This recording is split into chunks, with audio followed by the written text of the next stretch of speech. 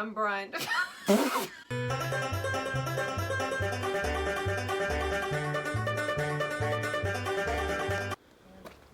So, if you can see here, looks like we're going to be fighting water problems again. So here's our water line laying in the wash. I'm not even sure all the places it's broken, but I'm going to have to dig that up just to find out where it's at. So I don't know if you can see, it's a little far away, but the water line is actually out of the wall down here too. And I'm about to walk down to our driveway crossing of the wash, and I know from last night that it is also completely out of the ground. So we're gonna have some work to do to get our water back. It's too bad our water is so far away. Our land actually did pretty decent. I mean, it's obviously pretty wet and some water ran in a few places, but the main part of the land did okay. But the wash and the ravine on the other side of our property, I haven't even looked at the ravine yet, but I'm sure it's pretty torn up. But the wash definitely got torn up, which means since our water line has to cross the wash, it got pretty bad. So I had put some mulch beside the driveway. I wanted to cover the whole driveway, but we lost our access to mulch. The place that supplies it just hasn't had very much recently. So I never got a chance to do the whole driveway. But the spot I did along the side of the driveway, because this used to wash out in a bad storm, it's doing great. It's doing its job. So I'd like to cover as much of the place as we can with mulch, because it definitely works.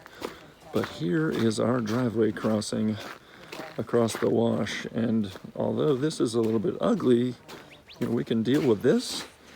But if I pan up a little bit here, up in front of Pam there, I don't know if you can tell from this distance, but that's about a 4-foot wall right there in front of me. So nothing's driving out of here anytime soon. So we're gonna have to deal with this. And of course, here's more of our water line, just completely out of the ground. So here's a little bit here, and over there is some more, because our well house is up at the top of this hill. So the water line comes down here, and there it just is torn. Hey Brian. Yeah, babe. That whole thing with the Yes, I'm aware. The siding. I'm aware, dear. We had like a little. Yeah, we got completely blown out here. Pulled in the dirt in. You know, it's interesting. I actually kind of like, in a sense, what has happened, because this is now all pretty flat. That's actually kind of good. But yeah, this, and there's a big mud ball in the middle of our path.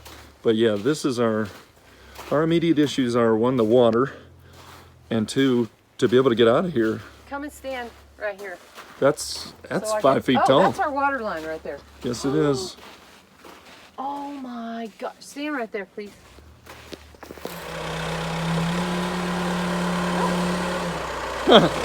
Yeah, at first I thought that was a boulder. That's just clay.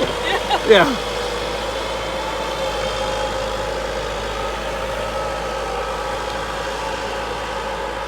Wow. That is crazy.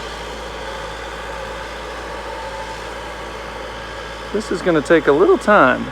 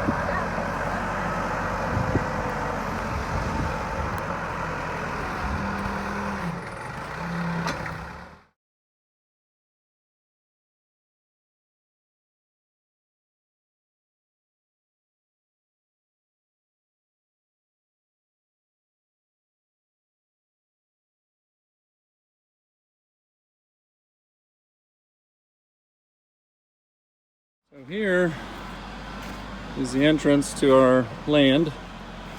This is going in, the trailer's up there. So as it come down, obviously this all got washed out, but here comes the issue as we go across here. This would normally be a driveway I'm standing on. So this was a wall, a 5-foot wall, and now CJ is working to give us a little ramp. It's taking some time. We're basically getting a new driveway from scratch. It's pretty wild.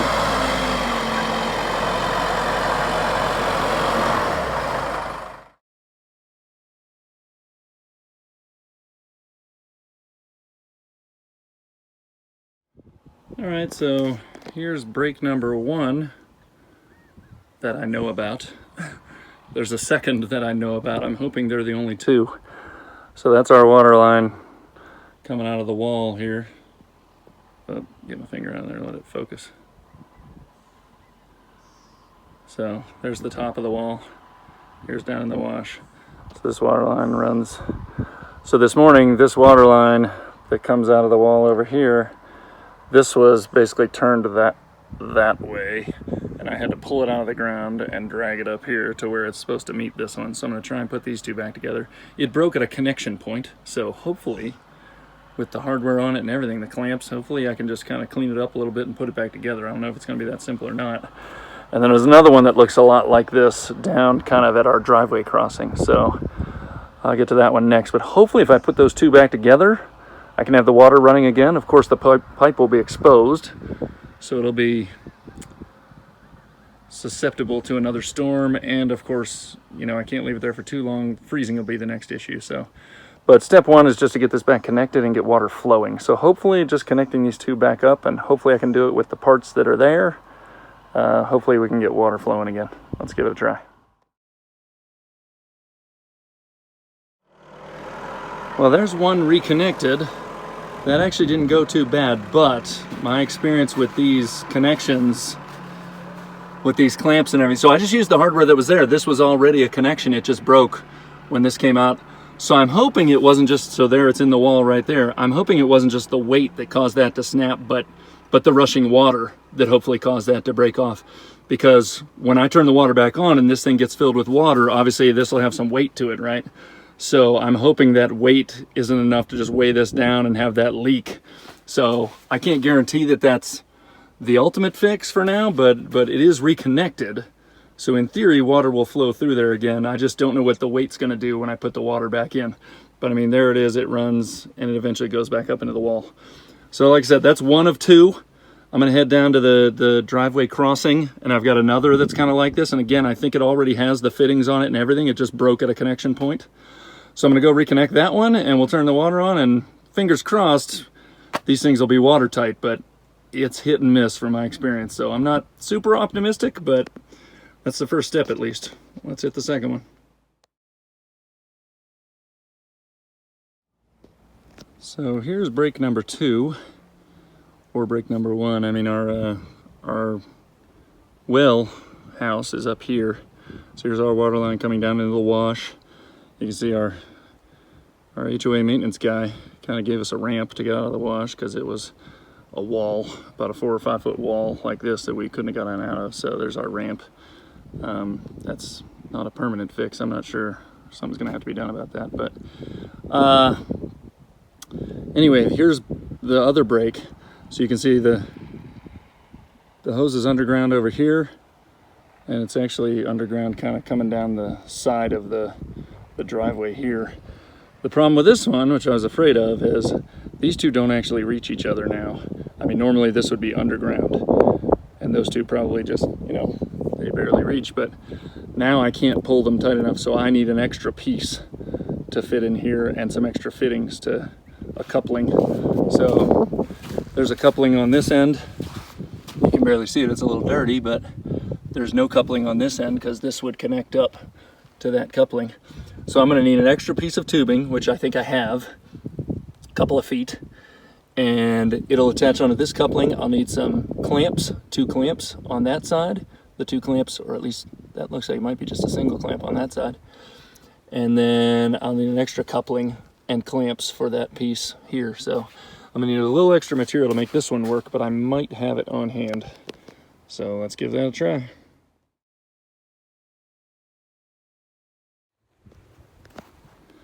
All right, so here's that same run. down on the crossing of the wash here. Here's where it comes out of the ground, it goes underground, I guess, the rest of the way up to the house. So that's where it broke right there. So because the two pieces wouldn't come together, I had to cut a piece and use some couplings and some clamps to put two spots together there. One of these already had a coupling. It was actually a metal coupling, which I haven't used before. I've always used plastic. So hopefully, I had to cut some of these off to get kind of a fresh end of the tubing because it gets kind of stretched when it's on one of those couplings. So sometimes when you take it off of a coupling and put it back on, it's good to cut it off because it got kind of stretched. So I tried to make clean breaks at all these spots. Some of them, they're pretty tight to put together, so I actually had to heat them up with a torch a little bit to get that plastic to kind of be a little pliable so I can put them together. But this is the easy part, is putting it back together. The question always is, and this so far for me has been kind of a 50-50 thing. The question is, when I turn the water on and there's pressure in here, are these actually going to hold? Number one, is it going to hold from just kind of blowing apart, which I've seen happen. It just kind of comes apart. And number two, if it doesn't come apart, does it actually hold the water without leaking? So,